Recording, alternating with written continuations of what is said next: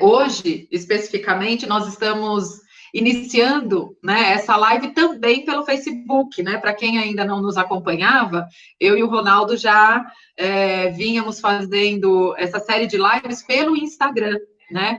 Então, e lá a gente já está há quase 2 meses, né, Ronaldo? Vai dar uns 2 meses já que a gente estava fazendo as lives lá pelo Instagram, né? Sempre abordando questões relacionadas aí à dependência química, a comportamentos adictos, a comportamentos compulsivos, a família. E estamos vindo, então, de uma série de lives, sendo que a últimas 4, a gente falou sobre o impacto da dependência química na família, e deixamos aberto para o pessoal fazerem sugestões sobre temas, né? Sobre o que gostariam que eu e o Ronaldo abordássemos.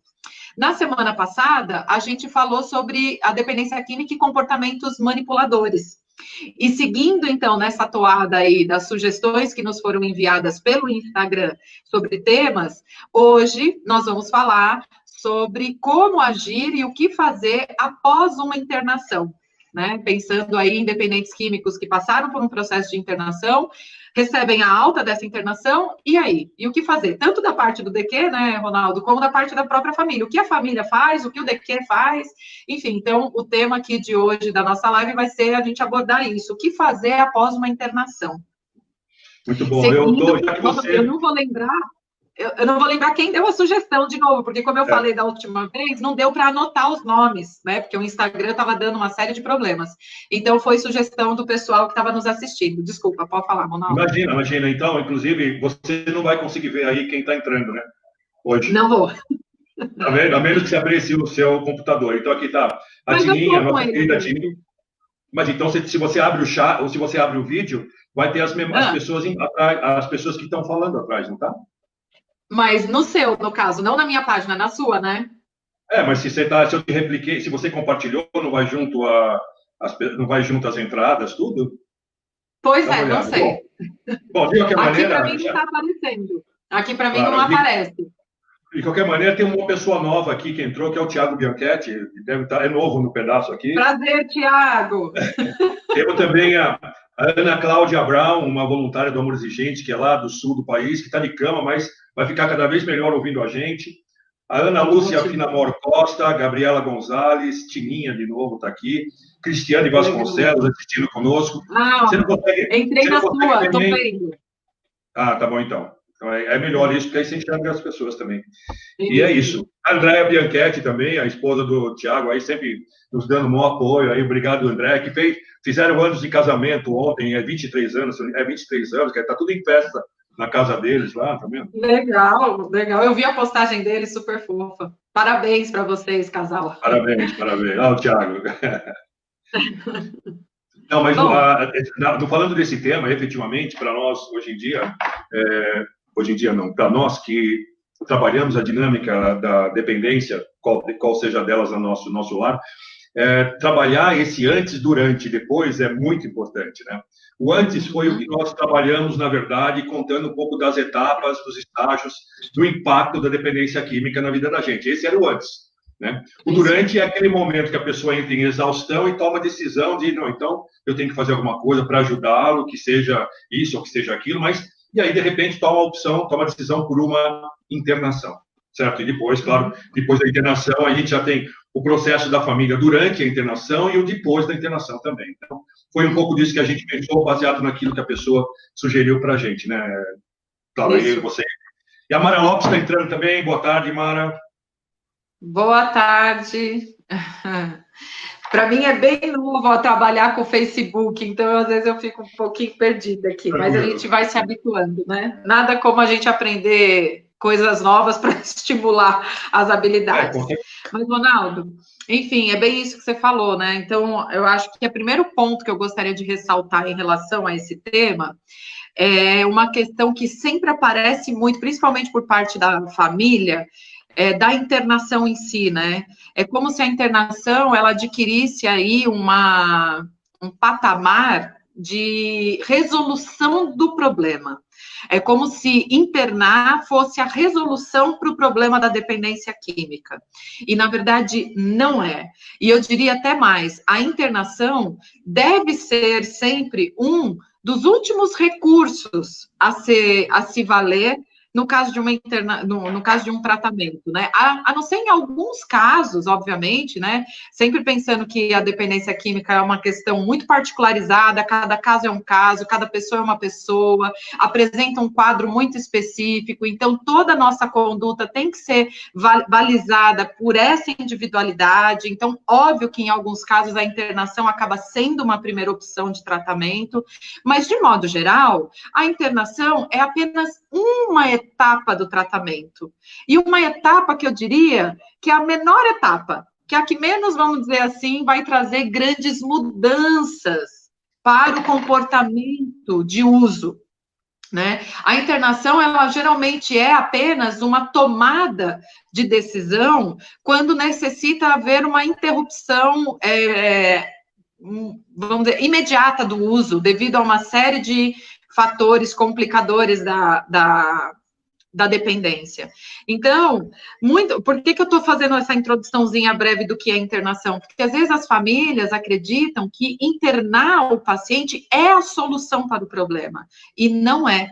Na verdade, a internação, ela é apenas uma etapa do tratamento e que faz parte de todo um processo de reabilitação que acontece a longo prazo, num período lento e demorado. Então, às vezes, inúmeras internações podem ocorrer dentro desse processo de recuperação. E o que acontece é que a família interna e espera que esse paciente saia da internação outra pessoa, mudado. E a partir disso é que ocorre uma série de complicadores de como ela vai reagir com esse paciente após a sua internação, né? Então, dentro da internação, o próprio paciente já vai sendo informado de que a internação é apenas um pedaço do tratamento. A família, às vezes, não está tendo as mesmas informações, não recebe as mesmas informações que o paciente. Então, o paciente é como se já tivesse mais consciente de que a internação não vai resolver o problema, de que quando ele sair tem todo um percurso a ser percorrido. E a família, às vezes, já não, acha que internando, na hora que ele sai, não importa se ele vai sair em um mês ou em um ano, mas na hora que ele sai, ele deve sair outro. Ela espera encontrar uma outra pessoa assim que ele sai da internação. E ela se frustra, né? Porque ela vai encontrar a mesma pessoa que ela internou. Não vai sair outra pessoa da internação, vai sair a mesma pessoa que ela internou, só que agora abstinente, né? Só que a abstinência também não é tratamento. Estar em abstinência faz parte desse processo, mas não é o tratamento em si. Só porque ele está em abstinente, então ele deve ter mudado completamente. Não é assim, né? Então, eu acho que é importante entender o que é a internação dentro do processo, porque ela vai determinar a maneira como essa família ou o próprio paciente vai reagir após esse período de internação. Bom, você, na verdade, deixou bem claro qual é o processo e aonde nós, familiares, nos colocamos, né? A verdade é que, como familiar, nós temos uma série de dificuldades. E talvez a primeira dificuldade que nós, como familiares, encontramos é entender todo esse aparato de protocolo que você acabou dando para nós, né? A gente está com medo, a gente está preocupado, a gente está que não sabe o que fazer, a gente imagina que aquela pessoa que nós estamos internando vai voltar a primeira que chegou, e a gente sabe que, no fim, são coisas diferentes, mas isso tudo faz parte do aprendizado, e esse é o lado bonito desse processo. Mas eu diria que das coisas que mais chama atenção para nós, familiares, quando chega aquele momento de colocar a pessoa que a gente ama no lugar que a gente, às vezes, que a gente, por mais que tenha visitado, nós não conhecemos, porque uma coisa é você visitar antes do processo, mas uma coisa é a pessoa lá e você aqui. Isso tudo traz sentimentos de medo, né? Traz sentimentos de insegurança, traz sentimentos de culpa.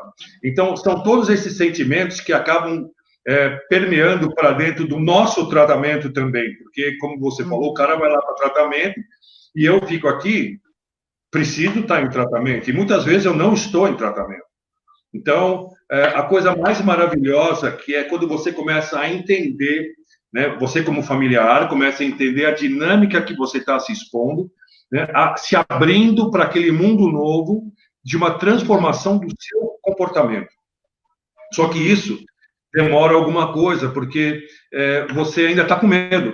né? Nós temos casos muito fortes, casos pessoas que atrapalham totalmente o tratamento da outra pessoa, justamente porque esses sentimentos continuam segurando você para fazer o passo seguinte, que é desligamento emocional, permitir que a pessoa faça parte dela e você faça a sua parte. Então, o processo ele é muito delicado.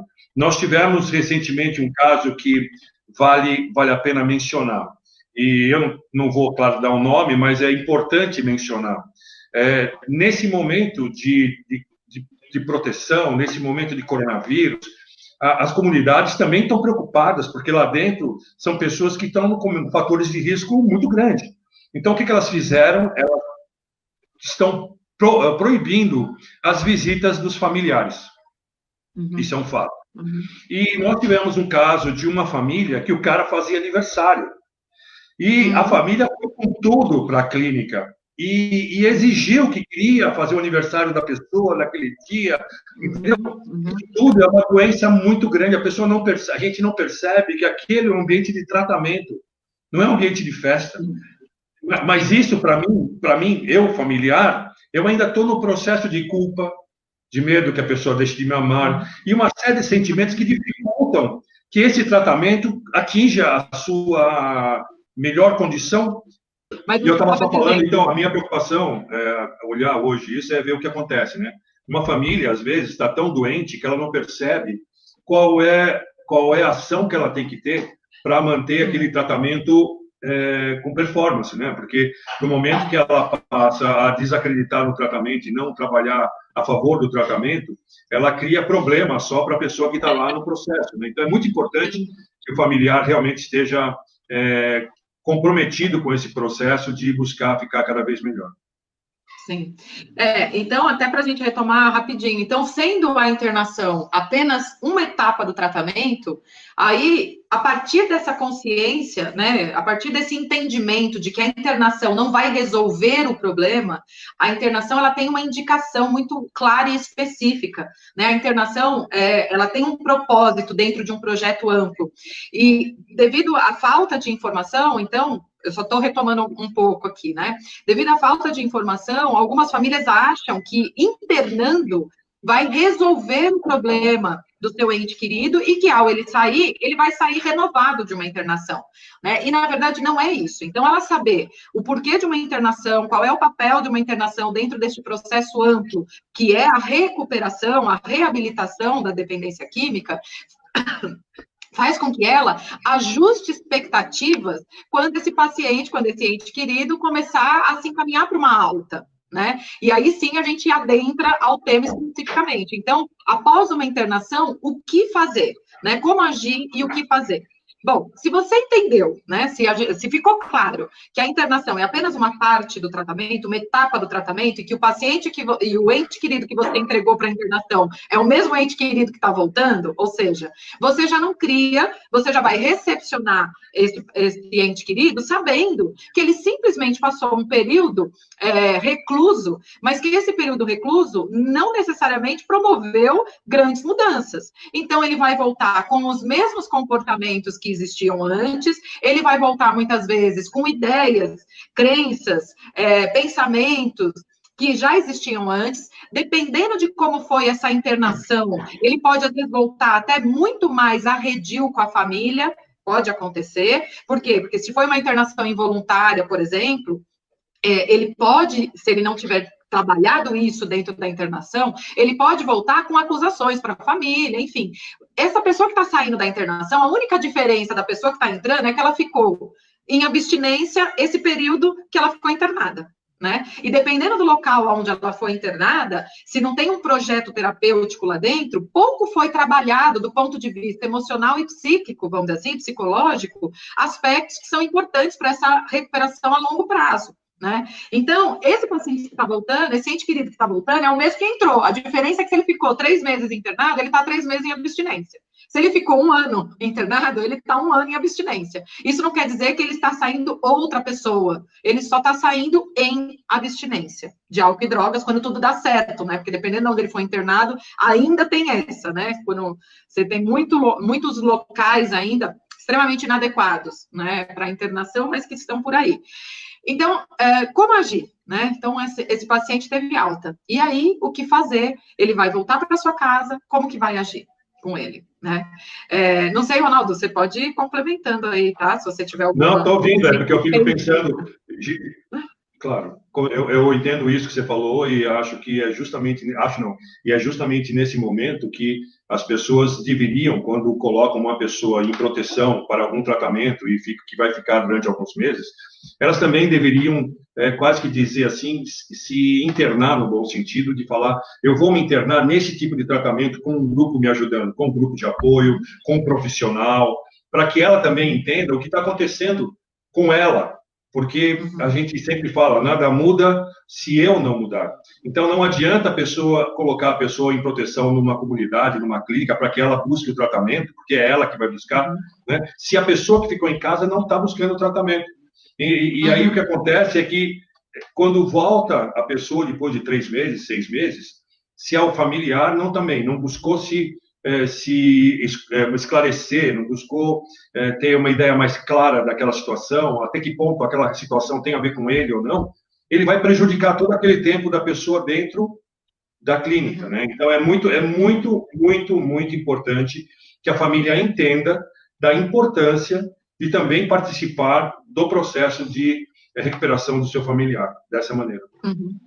Então, você está trazendo um ponto super importante, o seu comportamento importa. Então, o comportamento que a família vai ter com o dependente químico, quando ele sair de uma internação, importa, faz diferença.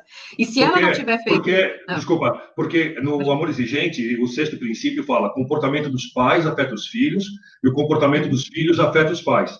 É justamente nesse momento, se você tiver uma atitude equilibrada, estiver buscando esse equilíbrio, você vai permitir que a pessoa, ao voltar, permeie para dentro da casa todo aquele equilíbrio que ela também teve dentro da clínica. Porque naquele momento são 2 pessoas novas se encontrando.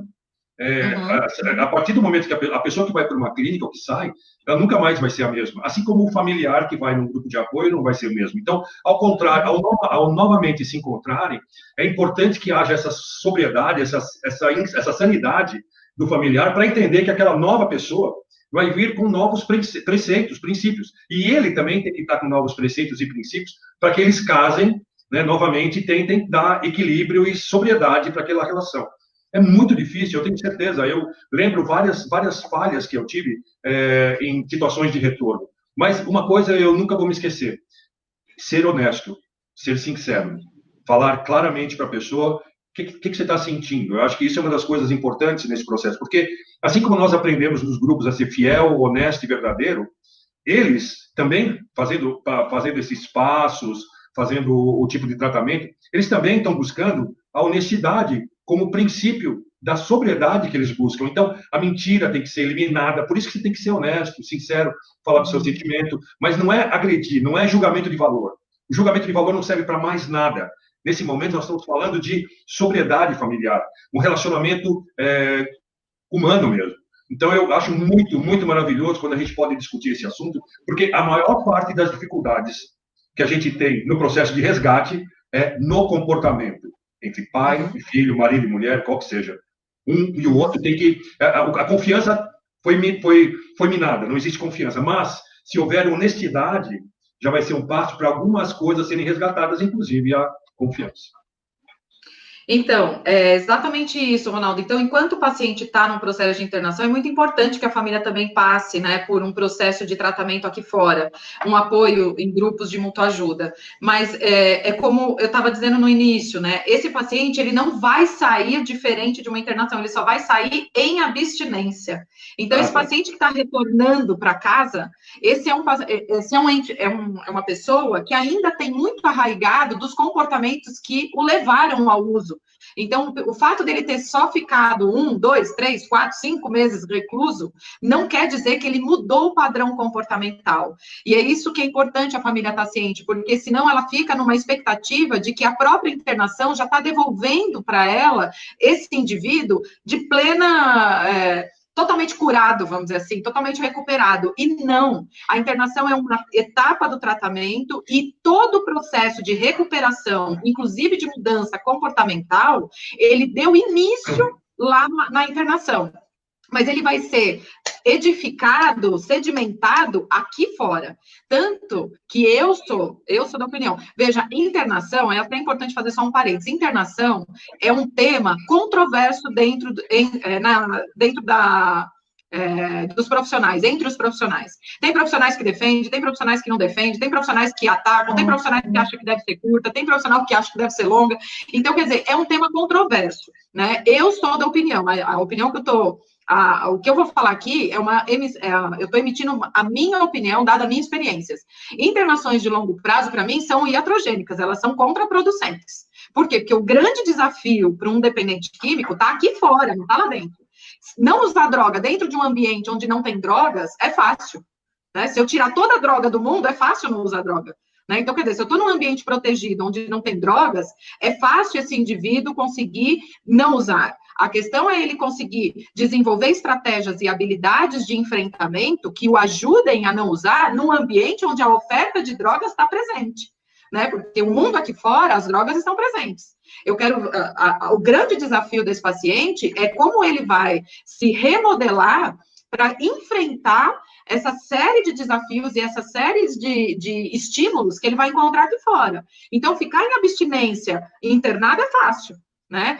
Até porque tem uma equipe manejando sintomas de abstinência, tem uma série de profissionais dando suporte terapêutico, tem uma série de coisas dentro do ambiente de internação que favorece que esse paciente se mantenha em abstinência. Agora, a grande questão é como ele vai conseguir manter esse processo, dar sequência a esse processo iniciado na internação quando estiver aqui fora. Então, quanto antes ele puder voltar para a vida dele, para o círculo social dele, melhor. Por quê? Porque é aqui que ele vai ter que fortalecer, vamos dizer assim, o músculo do não, da esquiva, do enfrentamento das dificuldades, dos desafios, e que não estão só relacionados ao uso de drogas, não estão só relacionados a evitar situações onde a droga é ofertada, mas como ele vai lidar, de repente, nos relacionamentos que são desafiadores para ele. Às vezes ele tem um problema de relação com a mãe, com o pai, com o irmão, com a namorada, com o marido, com a mulher, e como que ele vai lidar? Porque muitos desses relacionamentos, ou dessas dificuldades relacionais, são gatilhos, no caso da dependência química, de dependentes químicos, para o uso de drogas.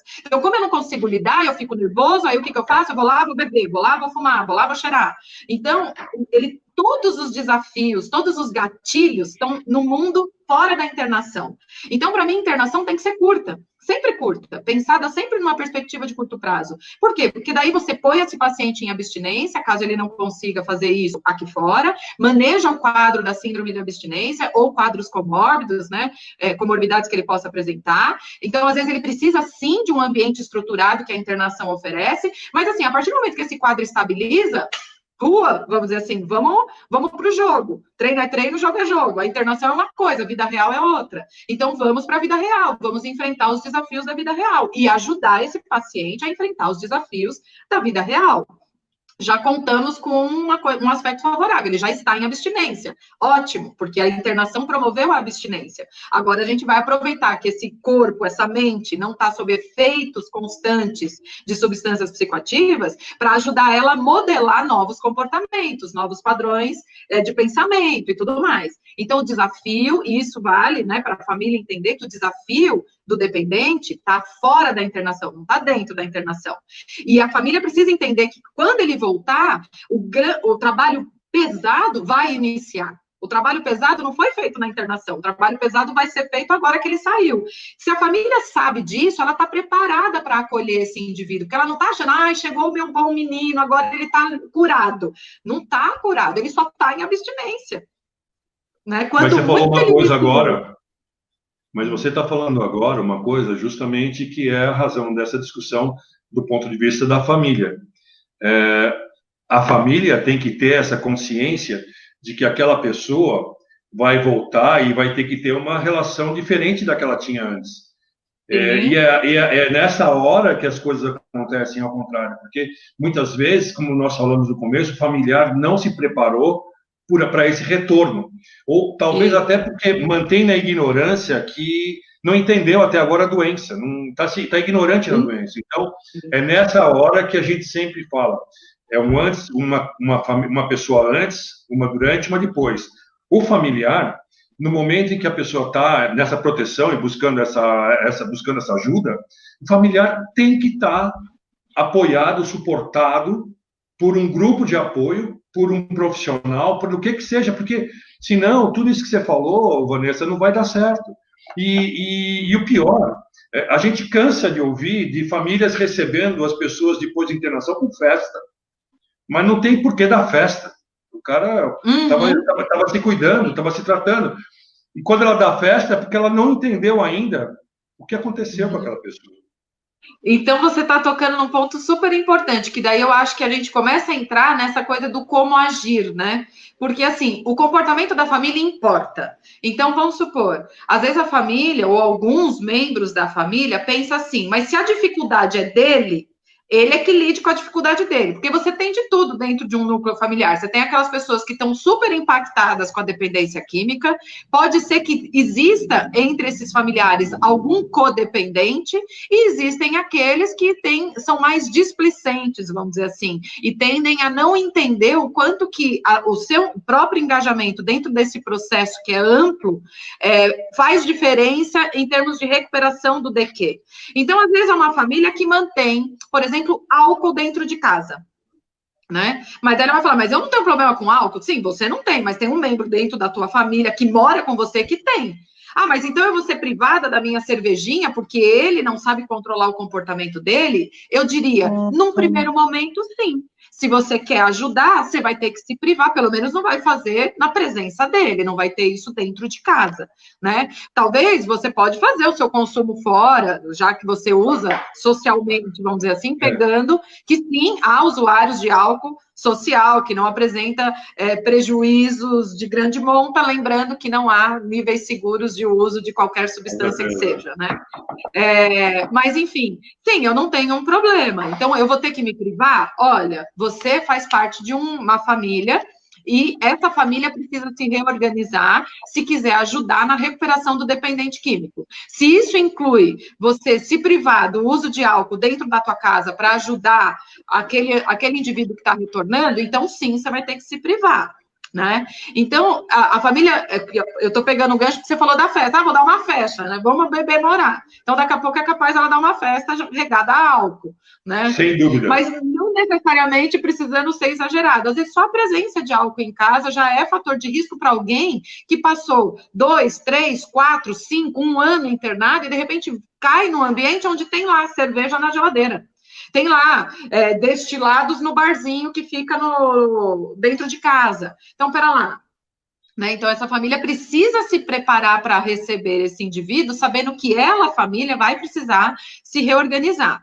Outra coisa, não encher o dependente que... Fala, pode falar. Não, por favor. Eu ia só fazer, eu ia falar a pergunta do Rômulo, mas vai que eu faço em seguida.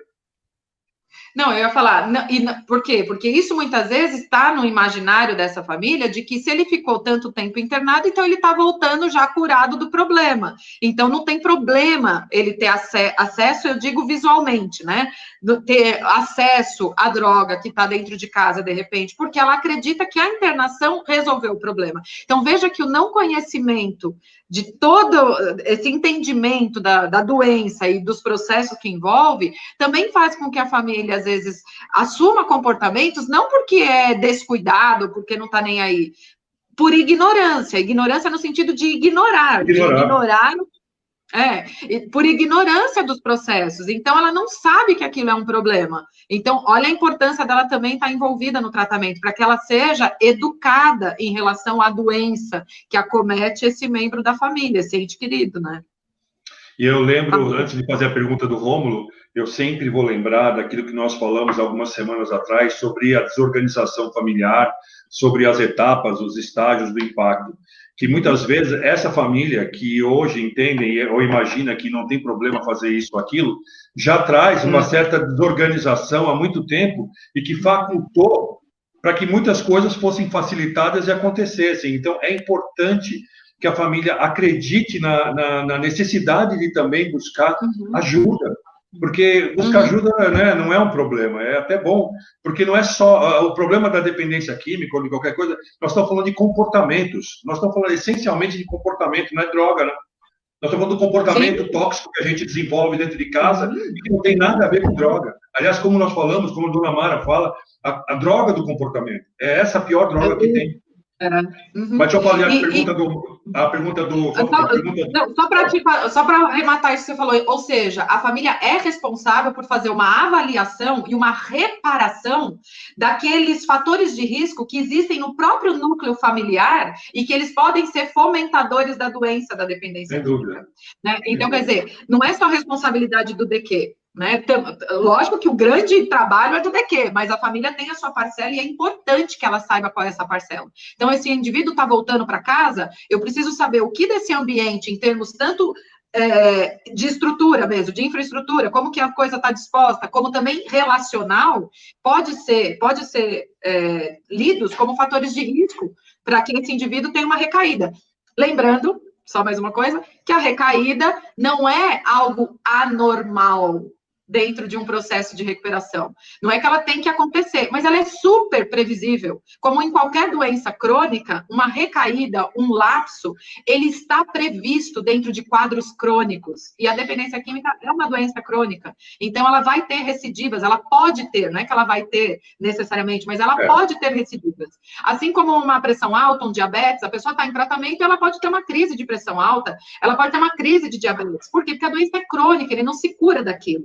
Então, esse é um outro ponto importante, da família estar preparada para que esse indivíduo, ao voltar de uma internação, ainda assim, possa ocorrer, sim, um lapso ou uma recaída. Isso pode acontecer. E ela não pode fazer disso uma tempestade em copo d'água, fazer um grande alarde.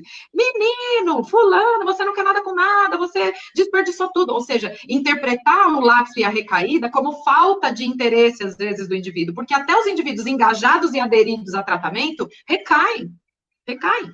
Não é só falta de força de vontade, falta de interesse, falta de engajamento. Até mesmo aqueles pacientes que estão aderidos, ainda assim apresentam recidivas. Né? Então, a família sabendo disso, ela vai saber agir de forma adequada quando isso acontecer. E não tornar, às vezes, um lapso numa recaída. Porque, às vezes, o menino teve um lapso, a pessoa, o menino pode dizer, né? Mas o ente que ele teve um lapso, e a família faz um alarde, e aquilo que era só um lapso vira uma recaída propriamente dita por causa da falta de habilidade ou da inabilidade da família conseguir lidar com essa situação. Deixa eu te perguntar, o Rômulo falou assim, percentualmente, o quanto essa teoria que você comentou, de pouco tempo de tratamento, em vez de deixar largo o tempo, tem sucesso? Ou, tipo, ele falou assim, quanto tem sido bem sucedido na prática mesmo? Então, primeiro assim, existem inúmeros estudos, por isso que eu falei, é super controversa essa questão do tempo de permanência numa internação, né? E aí vai muito mais, às vezes, da experiência empírica do profissional. Então, que ela tem a sua aplicabilidade? Tem. Que ela tem quadros específicos onde ela é bem aplicada? Tem, mas ela não é uma panaceia, ela não pode ser abordada, a internação não pode ser abordada como sendo algo que funciona para todos. Não, ela tem o porquê ser aplicada, ela não pode ser aplicada como primeira estratégia. E isso, Ronaldo, até para fazer um parênteses, foi uma surpresa da gente, quando a gente fez a pesquisa do impacto da dependência química na família, do LENAD de família, quando a gente perguntava para as famílias, quando você descobriu que ele estava usando droga, qual foi a primeira atitude que você tomou? Qual foi a primeira coisa que você fez? Foi absurdamente alto o número de pessoas que a primeira opção foi a internação.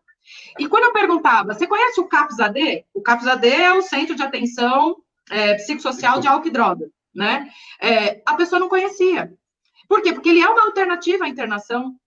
Então, veja como a pessoa, às vezes, tem um imaginário que só internando que a coisa dá certa. Então, eu não saberia responder ao Rômulo percentualmente, mas dá para fazer uma pesquisa ali nas plataformas científicas, e tem muito estudo falando sobre isso. E você tem várias questões sendo abordadas. Eu sou da vertente que trabalha numa perspectiva de curta duração. Porque eu acho que tenho certeza, o grande desafio do dependente químico não está dentro da internação, está fora da internação.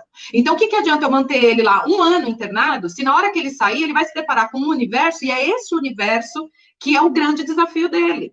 né? Porque, como eu disse, eu não estou dizendo que a internação não é efetiva e que ela não tem sua aplicabilidade, mas entender a internação como sendo o tratamento é um problema, porque o tratamento é mudança de comportamento, é mudança de estilo de vida, é desenvolvimento de habilidades sociais, a fomentação de habilidades que já existiam, desenvolvimento de novas capacidades, ressocialização, e tudo isso só se faz fora de uma internação, não se faz dentro de uma internação. Isso acontece fora da internação. Nós estamos aqui com a Gabriela Gonçalves, da Argentina. Ela está assistindo a gente também. Eu queria mandar um beijo para a Gabriela. O povo argentino, o povo uruguaio são pessoas que sempre estiveram junto com a gente em vários trabalhos. E ela fala assim, tratamento é só lograr abstinência ou se ajuda o DQ a recuperar valores? Se dá estratégia para manter limpo, né? O que ela quer dizer assim, o tratamento é para manter o cara abstinente, para recuperar valores da pessoa, para ajudar ele a estratégia de se manter limpo, mas seria mais ou menos isso? O tratamento, sim. A internação, não necessariamente. Essa é a diferença. Por isso que não dá para equiparar tratamento com internação. Por quê? Porque na internação, ele talvez o foco é só manter ele em abstinência e não fazer todo esse desenvolvimento. E ela fala assim, quando é recomendável o tratamento longo? Se é que existe isso, né? Vai depender provavelmente do profissional, não sei.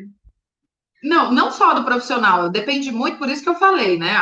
O tempo de permanência numa internação também tem 90% é determinado pelo quadro no qual o paciente se encontra e pelos danos que ele apresenta. Quanto mais prejudicado, obviamente, de repente, ele vai demandar mais tempo para se estabilizar.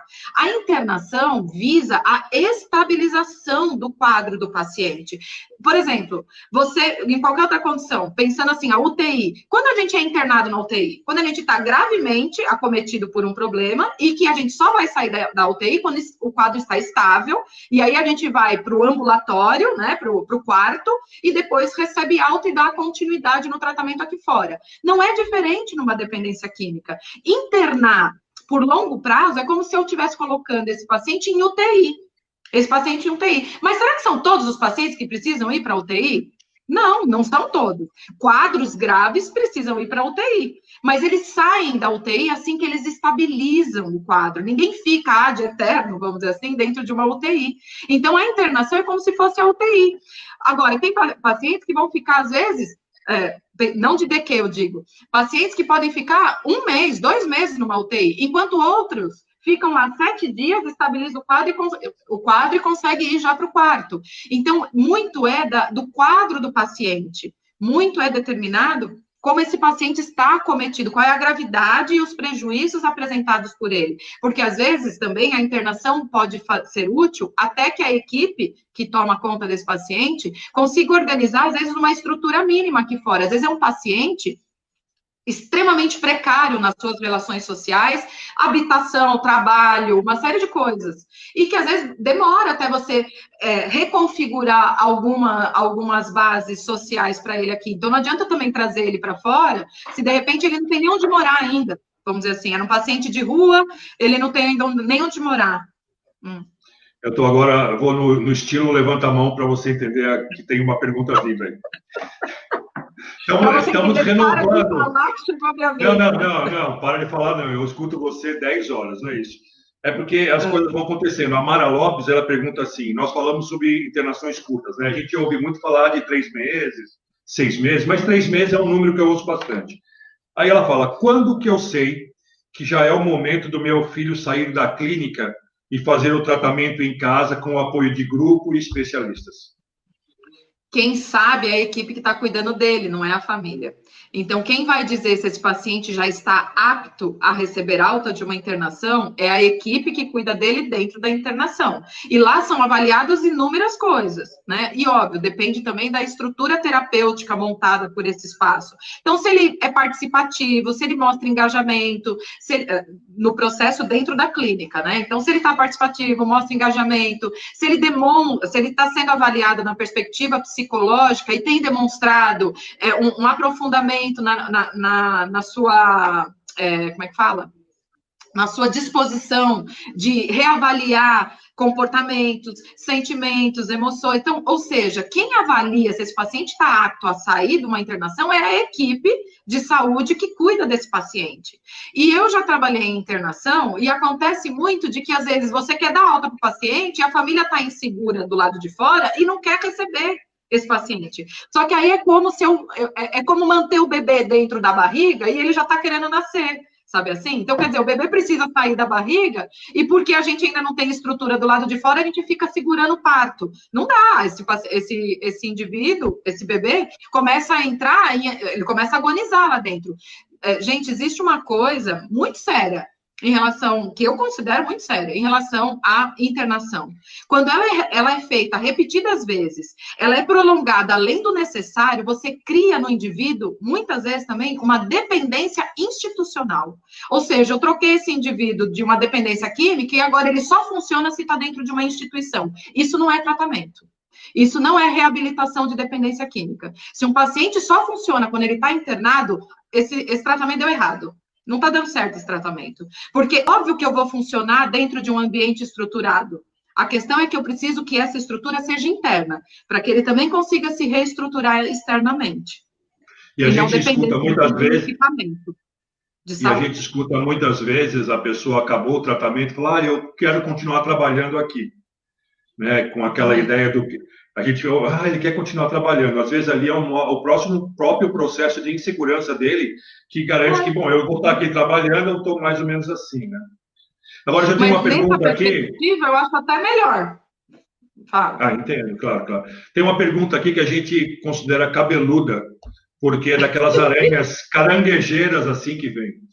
A Ivani Camargo fez uma pergunta que eu acho muito legal. Porque, como eu trabalhei na prefeitura durante 2 anos, praticamente, era o que a gente encontrava muito, né? O tipo de tratamento que os CAPs promovem, né? É claro que existem vários profissionais, e cada profissional dentro daquele CAPs tenta promover em cima daquilo que ele acredita. E aí, a Ivani, ela faz uma pergunta muito interessante, que ela fala... Cadê? Aqui, Ivani Camargo. Ela fala, e quando o CAPs usa o método de redução de danos?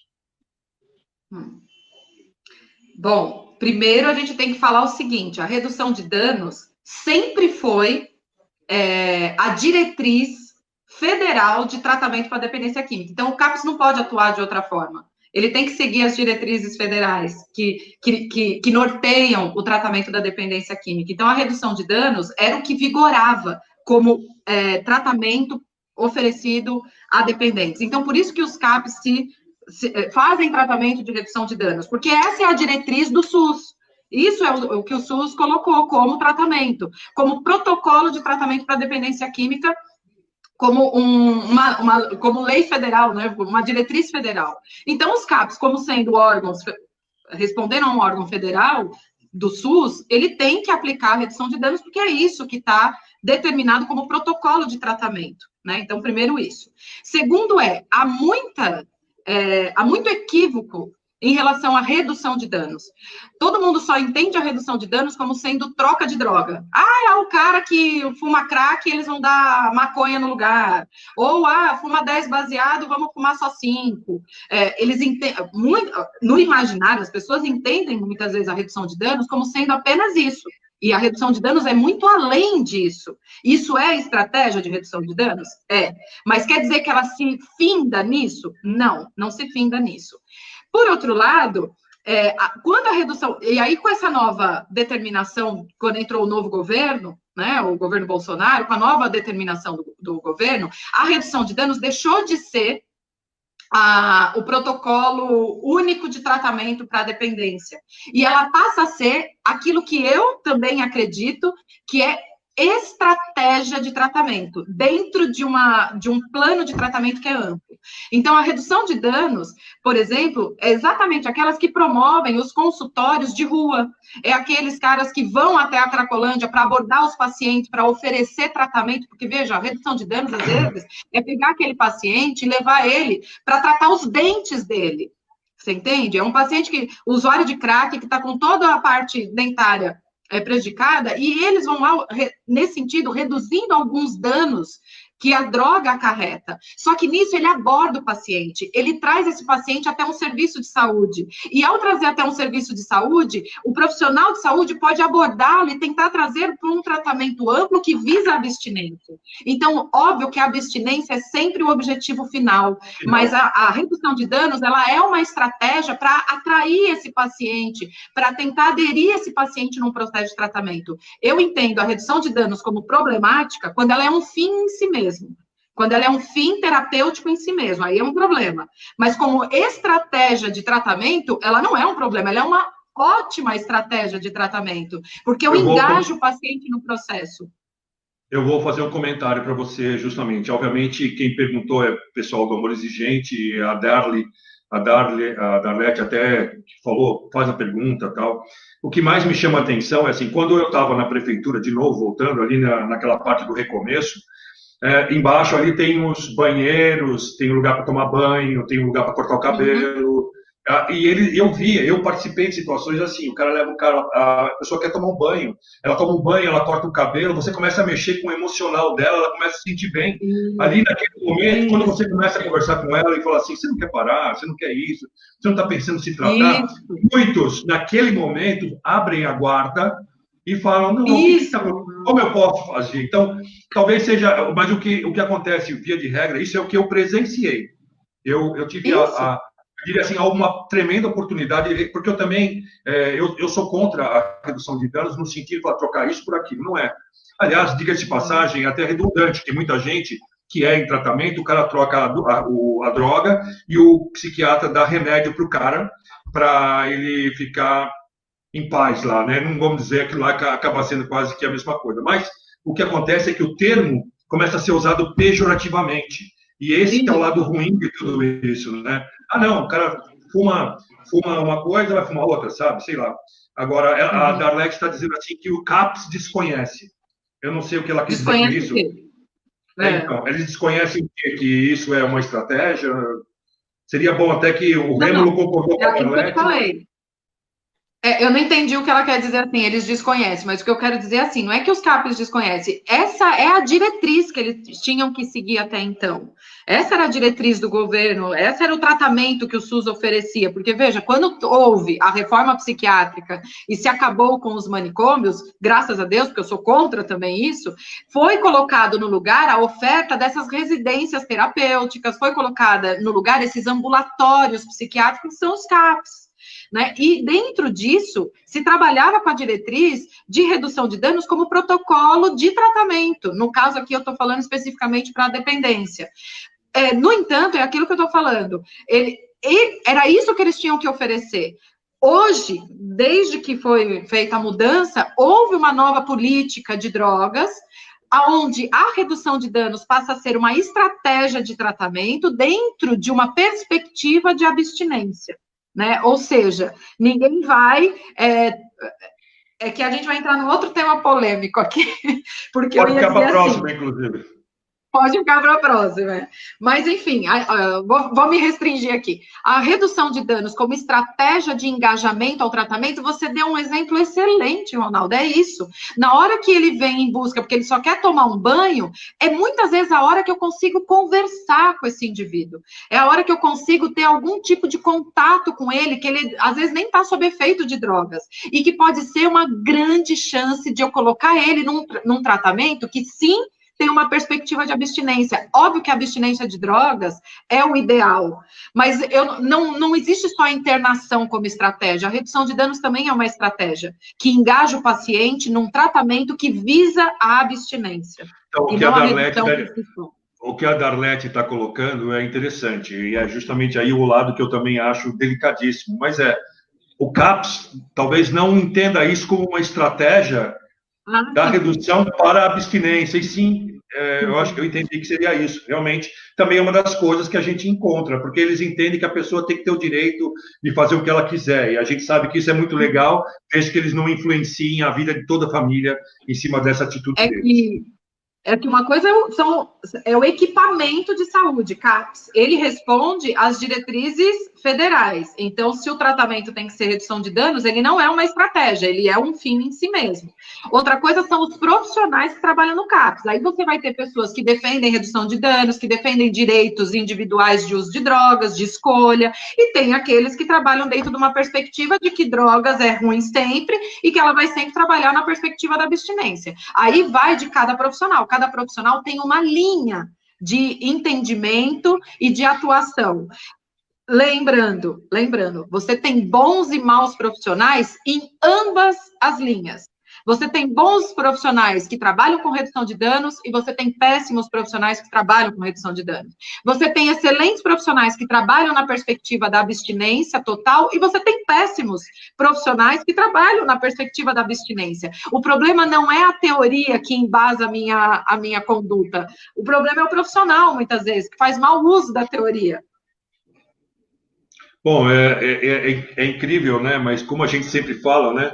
Está chegando ao final aí, porque aqui nós temos uma facilidade, né, Vanessa? Não dá aquele desespero que eles vão acabar com tudo.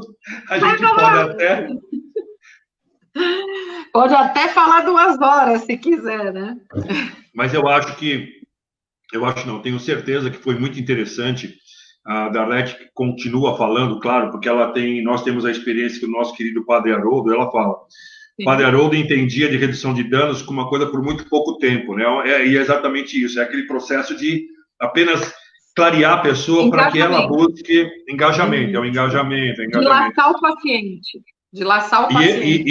E particularmente, de novo, né, falando da experiência, quando nós tínhamos o Mães da Luz instituído dentro da prefeitura, acontecia isso, entendeu? As pessoas vinham lá para pedir ajuda e o cara queria ajuda. Então, se o cara está topando receber ajuda a partir de um tipo de tratamento, por que dizer para ele, não, aqui não dá para discutir isso aí, você vai procurar ajuda em outro lugar. E perder a chance de repente, trazer aquela pessoa para o... Né? Tanto que a gente chegava ao máximo de pegar a pessoa e ir junto com ela até lá no recomeço para mostrar para ele que tinha alguém preocupado com ele, porque isso faz a diferença naquela pessoa que está totalmente sem baixa autoestima, todo mal, né? Então, é muito interessante. Isso que nós estamos tratando é muito delicado ao mesmo tempo, mas muito abrangente. E eu não sei, eu diria aqui, da minha parte, eu acho que eu falei o suficiente. Que o quê? Pode falar. A sua parte o quê, Ronaldo? Não ouvi. Não, pode falar. Não, a minha parte, eu acho que eu entendi desse jeito, né? Também eu estou num eterno aprendizado. O Rômulo falou assim, esses papos sempre me parecem com papo de advogado, nunca garante nenhum resultado, é uma eterna experiência. Bom, aí eu vou responder, Rômulo, sem ser profissional da área, eu diria assim, a vida é uma eterna experiência, a gente não tem certeza de nada, nunca. Né? Nós temos um caso de pessoas que foram internadas com Covid, chegou lá, não era Covid, e tem pessoas que, de repente, não tinham problema nenhum, morreu de repente, é assim, sabe? Eu acho que não é que é papo de advogado, é que no que tange a uma doença biopsicossocial espiritual, ela é tão complexa que é difícil você dizer qual é a melhor opção. Aliás, nós sempre dizemos que quando a pessoa vai no grupo de apoio, a primeira coisa que fala, olha, aqui não tem aquela pílulazinha do Frei Galvão que você toma e o negócio está resolvido. Aqui você vai ter que trabalhar para atingir esse objetivo. E eu diria o seguinte, nós não somos uma ciência exata, nós somos uma ciência humana. E como humanos, nós somos formados de forma multifatorial. Então, não se dá garantias, porque quando a gente fala de doenças multifatoriais, existem inúmeros fatores influenciando na cura, no restabelecimento do quadro ou no agravamento do quadro. Então, se pegando o exemplo do Covid, se eu sou aqui saudável e pego o Covid, eu vou ter uma resposta ao patógeno. Se eu pego o Covid, mas eu tenho asma, eu vou ter outra resposta ao patógeno. Então, quer dizer, como que eu posso dizer que a ciência é exata se eu estou me referindo a humanos que têm níveis de formação diferente, graus de sociabilidade diferente, nível cultural, socioeconômico diferente, e isso sempre interferindo na minha formação biológica, psíquica e emocional. Então, quer dizer, um indivíduo não é igual ao outro. O que eu diria é assim, existe só uma dependência química, mas existem inúmeros dependentes químicos. Cada um padece da dependência de formas muito particulares. Apesar de ter aspectos da doença que elas aparecem em todas as pessoas, cada pessoa responde a esses aspectos e manifesta esses aspectos de forma muito singular. Então, todo o tratamento preconizado, inclusive pelo NIDA, é que o tratamento tem que ser individualizado. Existem coisas que a gente sabe que têm uma melhor eficácia, mas não é garantia são mais efetivos, mas não é garantia de resultados, porque existe uma variável importante que é o humano. Então, o humano é uma variável que a gente não tem como prever e controlar. Né? Então, nós estamos falando de uma doença que é biopsíquica, social e espiritual. E cada um vai configurar essas cores de uma forma muito específica. Por isso que tem gente que fica internado um mês. Aliás, tem gente que consegue se restabelecendo só nos grupos de mutuajuda. E tem gente que nem com toda a estrutura consegue se restabelecer. Então, como que eu posso garantir que, olha, vai no grupo de mutuajuda que é o suficiente? Sendo que tem gente que não se recupera, tem gente que se recupera. Então, a dependência também é um terreno muito novo dentro da medicina. Tem muita coisa ainda sendo estudada sobre dependência química. Apesar de já ter muito conteúdo, nós estamos falando de uma doença estudada, não o quadro já existe desde que o mundo é mundo, vamos dizer assim, mas que ela é estudada cientificamente, nós estamos falando de coisa de 40 anos, 50 anos, 60, é super novo. Então, quer dizer, e outra, cada hora aparece uma droga nova, e cada droga age no cérebro de formas diferentes, e aí a resposta ao tratamento é diferente, dependendo da droga que a pessoa usa. Uma coisa é tratar o alcoolista, outra coisa é tratar o alcoolista que também usa cocaína. Essa configuração álcool com cocaína demanda outras estratégias. Então, quer dizer, é muita coisa, são muitas variáveis para serem manejadas, para a gente dizer, olha, a receita é essa aqui, ó, faz isso que dá certo. Não tem receita de bolo, infelizmente. O que dá certo, e eu tenho certeza que todos nós concordamos, é que nós tenhamos o compromisso de buscar o melhor para cada um, assim Sim. como a gente sempre faz, né? Como ser humano, a gente sabe que nós temos várias dificuldades pessoais, mas todos nós queremos o melhor para os nossos familiares, os melhores para nós, mas vão existir momentos que você vai ter sucesso ou não vai ter sucesso. De qualquer maneira, Vanessa, nós acabamos o nosso horário, hoje sou eu que vou dizer. Perfeito. Foi uma alegria muito grande, pena que aquele comecinho deu aquela patinada, mas eu acho que a gente Sim. conseguiu resgatar legal. Eu agradeço a todo mundo, eu queria dar uma olhada rápida aqui, mas foi uma lista enorme de pessoas que estiveram conosco, e é muito legal. A Alessandra Diel estava aqui agora há pouco, a Leda, minha querida Leda, a Deise, o Rômulo, nosso amigo o Rômulo, ele já é meu amigo, porque nós fomos para Salvador para montar grupos juntos, já é uma coisa. Que bacana. Infelizmente, Salvador não conseguiu se manter, né? Então, tá, Elisete, Ivanil, Bruno Hernandes, um grande amigo que já está virando amigo nosso para outras atividades, Cristiane, Roseli, enfim, eu queria dizer que foi o Carlos Barbosa, que logo no começo entrou, um grande amigo do grupo de sobriedade, um guerreiro também. Então, eu, da minha parte, queria agradecer a Mara, queria agradecer a tua presença novamente, e deixo para você hoje fazer a conclusão, já que eu que vou desligar aqui. Não, tá perfeito. Agora que a gente não é derrubado, a gente tem tempo, né, Ronaldo, para fazer a conclusão, porque antes a gente, tchau, gente, já tá acabando, tchau. Tem que sair correndo, agora dá para fazer a conclusão. Não, eu acho que o principal, a gente falou de bastante coisa, na verdade o assunto acabou se desdobrando para outros lados, e a gente falou um pouco de como a família pode agir, né? Mas eu acho que vale sempre a regra de ouro. Vai ficar mas a regra de ouro, o conhecimento, né, é muito importante, né, o conhecer do problema, seja do ponto de vista da família, seja do ponto de vista do próprio DQ, é o que vai nos ajudar a adequar o nosso comportamento, né, no antes, no durante e no depois, né, a todo momento. Então, o conhecimento é o que baliza sempre as nossas ações. Então, conhecer é imprescindível. É isso. Com certeza. Bom, de qualquer maneira, muito obrigado, Vanessa. Eu agradeço a todos que estiveram com a gente. E a Vanessa, nós estamos já com quantas? Acho que pelo menos umas 2 meses já brincando de... 2 meses já. Começou numa coisa meio simples e nós conseguimos criar um valor legal, né? E cresceu. Agradeço a todo mundo que esteve com a gente aqui, né, Vanessa? E até a próxima semana, sexta. Uma coisa que foi comentada, a Vanessa falou sobre o horário. Eu não sei se alguém depois quiser comentar sobre o horário, né, Vanessa? Para a gente pensar alguma coisa no futuro, né? Porque esse é um horário que no momento... esse horário é ruim, né? Não sei. Só não venham pedir 7, 8 horas da manhã, porque aí nem eu, nem a... Né, Vanessa? Não funciona. Na minha cabeça, se ela já não funciona direito, de modo geral, imagina 7 horas da manhã. Tá certo. Tá bom, então. Então, muito obrigado, viu, pessoal? Obrigada a todos que estiveram com a gente. Um beijo. Fica aí. Obrigada, Ronaldo. Tchau, pessoal.